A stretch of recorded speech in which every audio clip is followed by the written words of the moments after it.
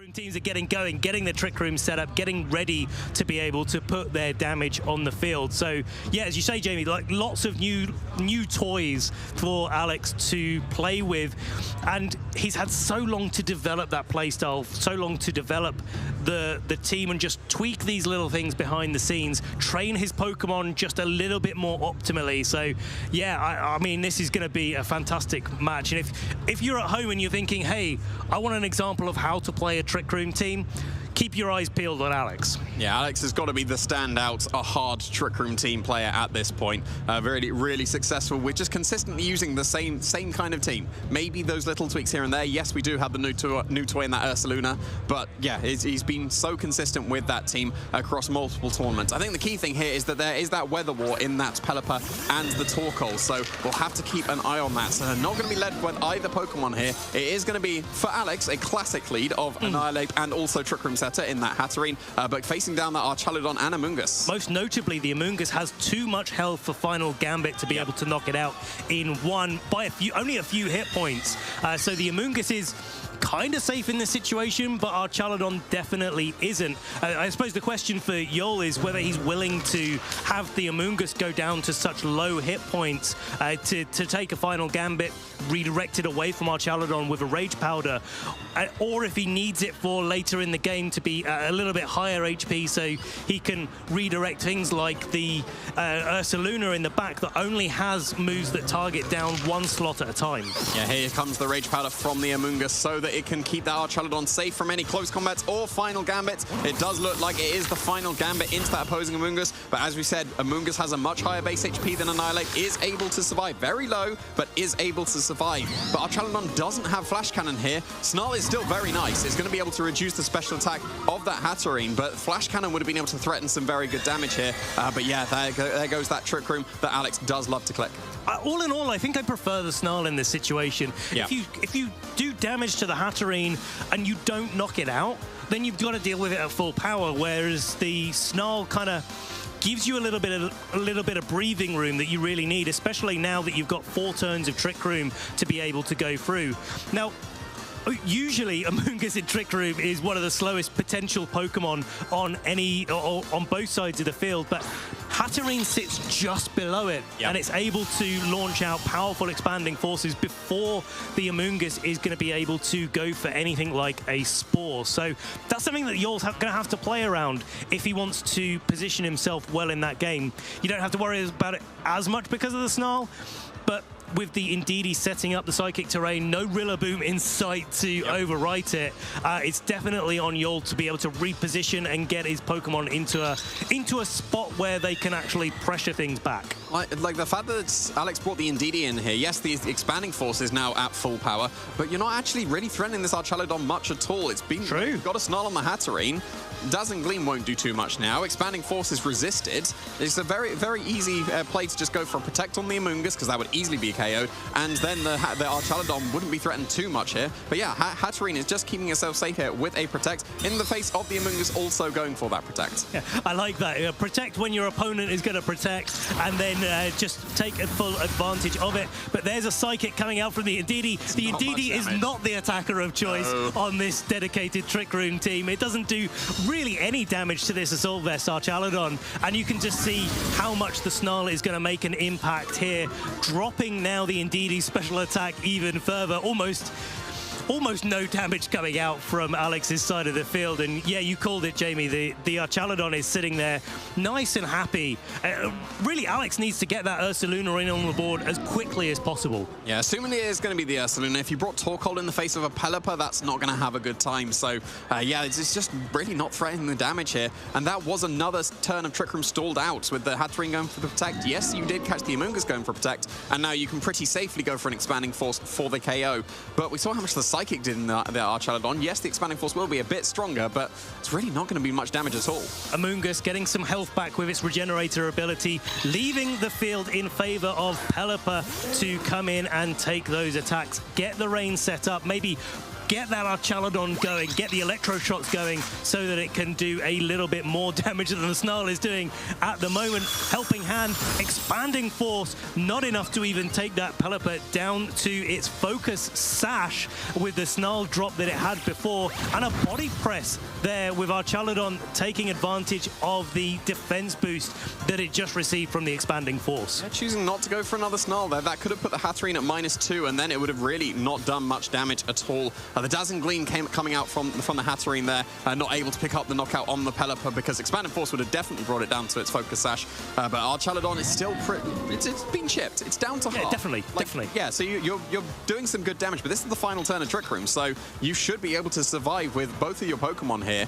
You can pretty safely go for the Protect on the Pelipper. There's no White Guard, which is a saving grace for Alex, so you can pretty safely attack with the Hatterene on this final turn, but this is the final turn of Trick Room. There's no reason for that Pelipper not to protect. Yeah, Pelipper just making sure that it's not taking any damage. Snarl coming out. Is it going to be a double Trick Room here to reset those Trick Rooms? Give Alex a little bit more time under those conditions. Indeed, he didn't get knocked out by this Snarl. Here it is, first Trick Room coming out from the Hatterene. Are we going to see the second one? I assume we are here. Yep, there we go.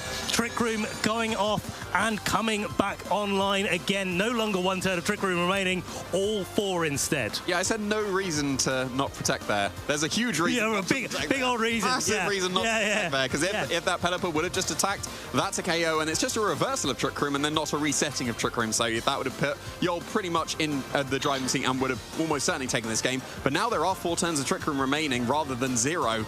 This does give Alex a chance back into the game. You still have to break through this Archaladon somehow. It's gone for a Snarl on that double Trick Room, so the Hatterene and Indeedee, they're not doing damage now, but at least you do still have the Trick Room. They are doing damage to the Pelipper enough to be able to knock it out, and the Amoonguss in the back is not safe either. Hatterene, I think, probably heard you. And now the Torkoal's coming in. What a great switch up here.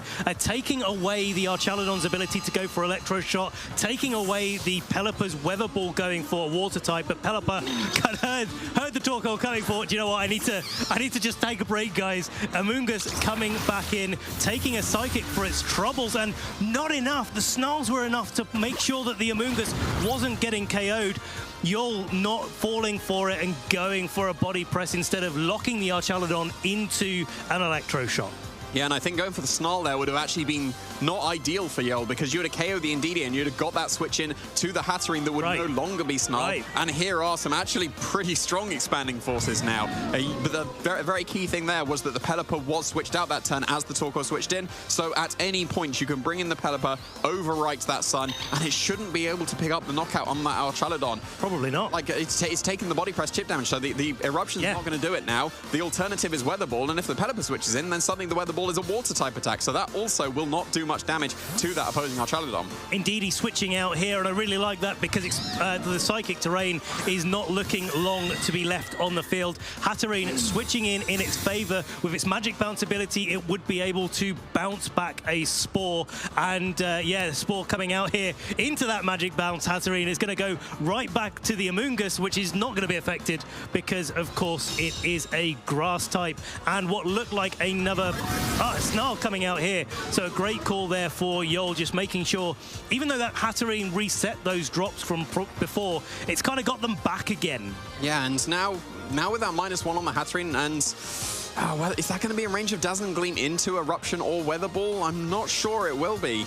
because it's taken a lot of damage reduction with just even a -1. I've already mentioned the Torkoal. It's not that healthy, so it looks like it does want to be switching out here. This is to allow the Expanding Force to do some really good damage from the Hatterene. Indeedee coming in, getting that Psychic terrain back on the board so that Hatterene's Expanding Force is back to full power, but it's not going to be an Expanding Force, just a Dazzling Gleam. I think trying to cover all of the scenarios there. Taking the knockout on Amoonguss, that's a big piece of the puzzle that Alex has now removed from the board, but this Archaladon is going to be able to get yet another Snarl off. The Indeedee goes down, the Hatterene goes to -2 special attack. There's going to be no more Psychic terrain after it's gone now, so there's a timer on Trick Room and there's a timer on the expanding force. Yeah, there is for sure. And this is actually a situation where you can just immediately bring in your Pelipper, because as the Torkoal and the Pelipper come in, Torkoal will be the slowest and Trick Room's active, so it will activate the Drought first, and then the Pelipper would have overwritten it. Yes, the Drought's already on the field, so this could have been an opportunity for Pelipper immediately, but no, Torkoal's going to be coming in. Pelipper can come in when it wants to be able to overwrite that Sun. You've got to be kind of thinking about how you're going to be getting out of Trick Room here if you're Yoel. The Gallade coming in does have the ability to protect, but doesn't have the ability to wide guard.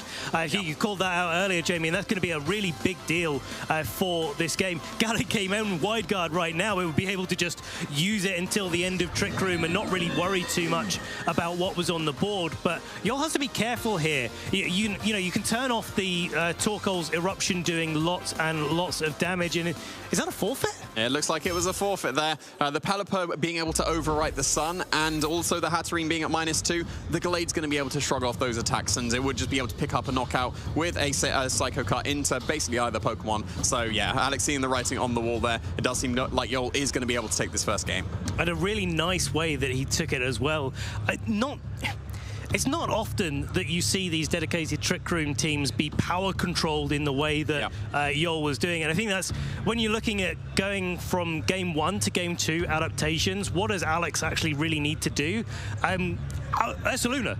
Like, it feels like Ursaluna is the answer. Yeah, I like Torkoal into Pelipper does make sense because you do opt into the Weather War, and if you do get weather control, then you are actually pretty sorted and you just spam those eruptions. Ursaluna doesn't need to worry about that. If it gets into position, it will just be able to headlong rush that Archaludon. It was going for Snarl the whole time.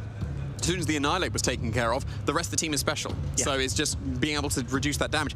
Another thing as well, if that Annihilate doesn't go for a final Gambit and it takes a Snarl, well, that would be pretty good, wouldn't it? Because it would activate the Defiant, and then suddenly you're threatening some really good damage. So that could be an option as well, because it was Snarl on the first turn. It was final Gambit into Snarl, and then you could have just left it on the field, and then suddenly here's a boosted Annihilate. And the nice thing about that is that Expanding Force, even though if it's not in Psychic terrain, would still be able to do lots and lots of damage to the Amoonguss if Archaludon Amoonguss is the lead of choice again for Yoel. So yeah, there's a lot of good lines. I really like that, actually using the Annihilate kind of as a Pokemon rather than as a 3v3 bot. Exactly. Yeah, it's a really nice way to say it. Yeah. So lots of adaptations that we could see coming into this game. And I like kind of opting out of the Weather War, kind of maybe baiting the Archaludon, saying like, hey, you're in the rain, don't you want to Electro Shot right now? Oh yeah. Switch in the Ursaluna, take it, not take any damage from it whatsoever.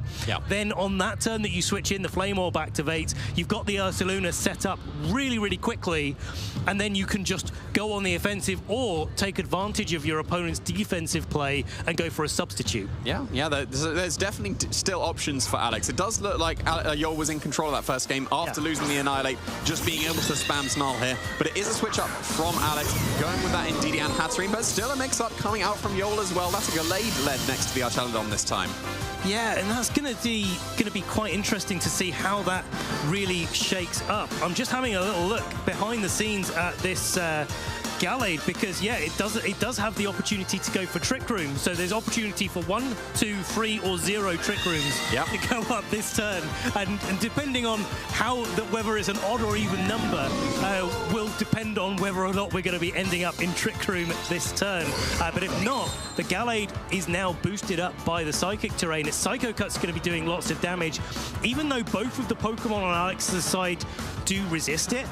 They're still going to be probably doing enough, and of course you do have the pressure of Snarl going up here, but here it is, Ursaluna's on the board. Yeah, Ursaluna won't care about any Snarls here, and is not taking any kind of damage from the Gallade on the switch-in, as Gallade is going to be protecting it. Yeah, there's the Snarl coming out. Ursaluna does not mind that in the slightest, and indeed he could very easily just be setting that Trick Room up, ready for that Ursaluna. There we go. There it is, and immediately that Ursaluna is online, because as you said, it switched in on this turn, it's ending the turn on the field, and there is that Flame Orb. Jamie, I want to switch perspectives right now, because I do not want to be staring down that Ursaluna with his Flame Orb activated, its Guts boost in play. The Headlong Rush, the Facade are going to be boosted up to their full power, and there's no redirect on the board right now. If the Amoonguss, which we can see that it's in the back, comes in, it's not going to be able to spore against the Ursaluna because it's burnt. And there's no intimidates on your side of the field. There's no power control. There's no way to stop this Ursaluna just taking knockout after knockout after knockout. And of course the Indeedee as well. If that wasn't enough, it's got Helping Hand too. Yeah, for sure. It's good. Like, Ursaluna will one-hit knockout every single Pokemon, basically. Maybe not the Amoonguss, but Amoonguss might be able to survive. And you could switch in the Pelipper on one of the ground-type attacks coming out from the Ursaluna as well, potentially. But yeah, the Gallade did go for Protect last turn. There's the Facade. That was probably KOing 2 Gallades. Ursaluna's so strong, easily able to pick up that one-hit knockout. Saladon is able to respond back with a Draco Meteor here, and that was some good damage into that opposing Ursaluna. But it's still looking reasonably healthy and would be able to fire off another really powerful attack. The Hatterene coming in here is big though, because the Pelipper we know doesn't have Wide Guard. The Amoonguss comes in, unless it goes for its Terra type, and its Terra type is Water, it would probably be knocked out quite easily by a Expanding Force. So in order to protect the Archaludon from any damage from the Ursaluna, you have to Terra Redirect with Amoonguss. Instead, Yoel is opting to go a little bit more on the offensive, bring the Pelipper in, get that Weather set up, kind of assume that Alex has opted out of the Weather Wall and try to put on pressure with just a Weather Ball instead and take advantage of the Focus Sash that it's holding. Yeah, you should be able to get off one attack into that Ursaluna, but the Draco Meteor did about that much, maybe a tiny bit more into the Ursaluna, and now you're on -2 stages of special attacks, so that's probably not quite enough to KO the Ursaluna. So if you double into the Pelipper with Expanding Force and Facade, that would easily KO, and then you're probably surviving. If you attack the Archaludon with a Headlong Rush, now the Pelipper's on the field, that's also going to be a KO, maybe forcing that defensive Terror coming out from the Archaludon so it can survive, but no defensive Terrors here at all. It is just that Expanding Force, no Protect from the Pelipper. It's absolutely brought down to its Focus Sash. Which Pokemon is the Ursaluna going to KO? It can KO either Pokemon it wants to. Maybe, man, it's got its defense boost on. I think it's still going. It's still going down if it's a Headlong Rush. It's still going down. Yeah. And there it is, the Archaludon goes down. I was getting really excited when the Pelipper went down to 1. I was thinking, yeah, it's going to be a... Oh, yeah, it's got Focus Sash there. Archaludon going back to its trainer, and this Ursaluna is doing so much work. Yoel choosing to target instead of the Ursaluna, the Hatterene, maybe reading into that Ursaluna, playing a little bit defensively, and the Hatterene just trying to chip away the Focus Sash, trying to do that last little bit of damage. But instead, Amoonguss has to come into the field, and yeah, this is probably one of the least happy places that Amoonguss has been. The Pelipper's going down to Expanding Force or a Dazzling Gleam, and of course the Facade will easily be enough to pick up the knockout onto the Amoonguss. But the Amoonguss, yeah, it doesn't even have the Grass-type coverage that some of them do to be able to do damage into the Ursaluna. Instead, opting for Clear Smog, which is not very effective, and Ursaluna is probably going to be able to survive that hit. And it would also appreciate it because it would get rid of the Headlong Rush defense drops as well. So Amoonguss is not very helpful here. It is forced into its defensive terrestrialization, so it is at least neutral from the Expanding Force that is almost certainly coming out from this Hatterene. Pelipper going to protect itself, no access to Wide Guard. Wide Guard would have been great here to stop the Expanding Force. It would have just shut down that Hatterene completely, but no, has to protect instead, which means that this Expanding Force is going to be hitting into this Amoonguss. Yes, it is now neutral. That's still loads. That's still a lot of damage, and absolutely in range of any attack that the Ursaluna wants to go for. There's a Spore. Doesn't particularly matter. You can't Spore the Ursaluna because it's already burnt. There's the Facade, easily picking up the KO. Yes, you do take some Rocky Helmet on the way out, but you got a 1 HP Pelipper against now 3 Pokemon from Alex. I think this is going to a game 3. That's definitely a silver lining kind of moment there, where even the burn is not enough to pick up the KO on the Ursaluna. So 4 Pokemon against Pelipper. Pelipper can only target 1 Pokemon at a time, and yeah, I think the writing's on the wall for Yoel. So we are, as you say, Jamie, going to our game 3 here, and yeah, just that last Expanding Force into the Pelipper, doing that requisite 1 HP damage, and the Pelipper going back to Yoel. Yeah, that Ursaluna adjustment for Alex was very, very impactful here. Able to pick up so many KOs. Being able to get it active on turn 1, like as soon as you set the Trick Room, usually like you maybe have to go for redirection or fake out and then Trick Room, and then the Ursaluna's on the field for 1 turn without the burn. Facade's not that strong. Like it's okay. And Headlong Rush does some reasonable damage, but as soon as you get that burn, you pick up one-hit knockouts all over the place. Yeah, both increasing the power of Facade and the guts increasing damage that Ursaluna can do with its moves as well, while it has a status condition, Burn, of course, being the one of choice. But, okay, we've had game 1. Yoel piloted it very, very well.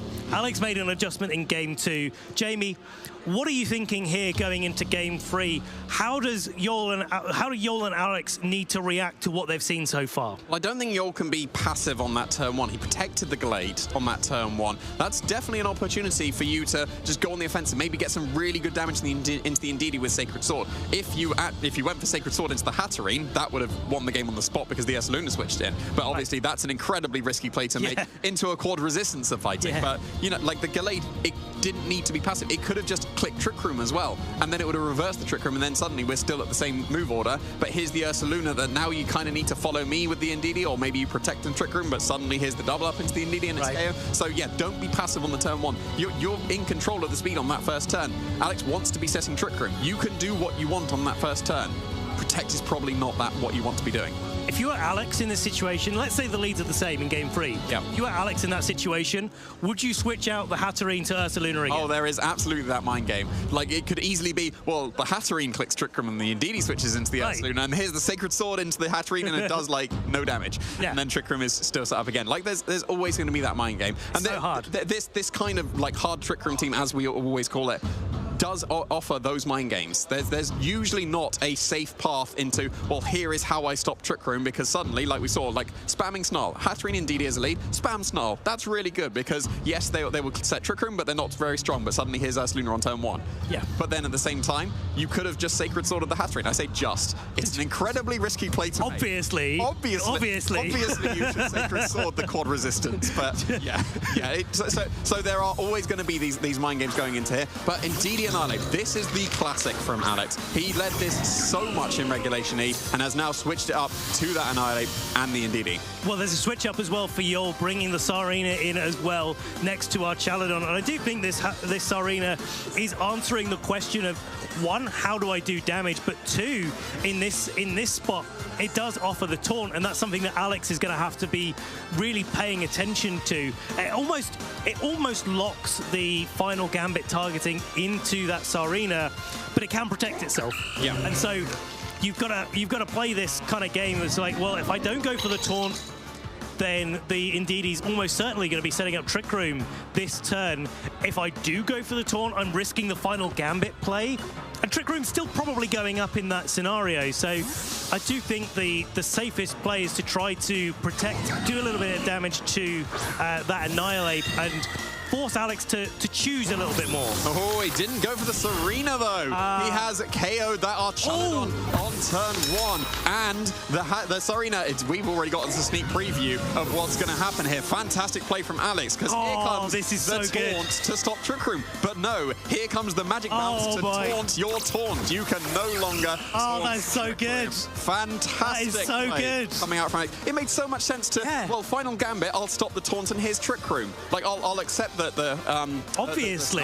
Again, like we said, there's no obvious play coming out here, and Alex is just a master of this hard Trick Room, being able to read that turn absolutely perfectly. Yes, the Tsarina can still do good damage with Power Whip now, but you can't taunt that Ndidi to stop Trick Room anymore, and you can't protect. It's definitely going to be taking maybe some damage from the Hatterene.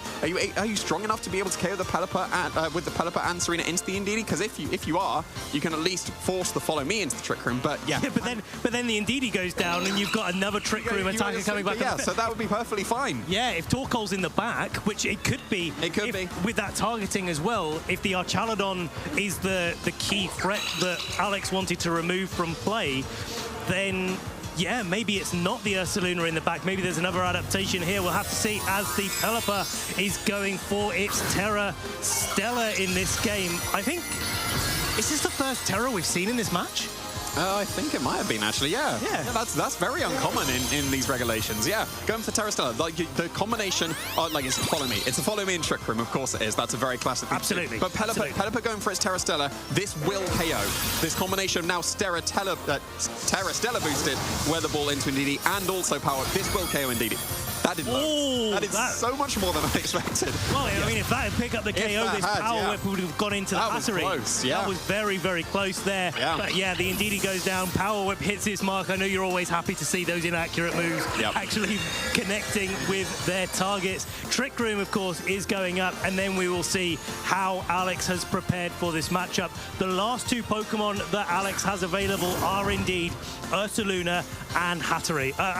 Hatterene. Yeah, so the saving grace here is that the Ursaluna doesn't have its Flame Orb on this one turn, but actually still the taunt, the Magic Bounce taunt is coming into play here. Oh my God, you can't protect to stall out one of the turns. So that slot is taking damage. That Expanding Force might be enough to KO Serena. Like, Serena's got reasonable bulk, but it's taken some chip. So I reckon it survives from full HP, but that little bit of chip, it might be enough to put it in range of Expanding Force. And if that's the case, Serena goes down.